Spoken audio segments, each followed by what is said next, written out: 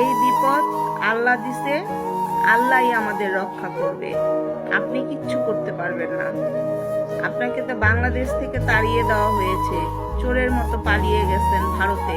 ভারতে বসে বসেও আপনি শয়তানি কিচ্ছু করতে পারবেন না। আল্লাহ আছে আমাদের পাশে। আল্লাহ থাকলে আপনি কিচ্ছু করতে পারবেন না। জনগণকে ডুবিয়ে মারবেন, পারবেন না।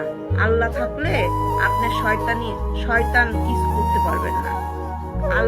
আল্লাহর চেয়েও শয়তানের কোনো নাই। আল্লাহর শক্তি হইল সবচেয়ে বেশি। শয়তান নিমিষে ধ্বংস হয়ে যায়, যেমন আপনি ধ্বংস হয়ে গেছেন, পালিয়ে গেছেন। ছি ছি, এখন ভারতে বসে জনগণের ধ্বংস দেখছেন।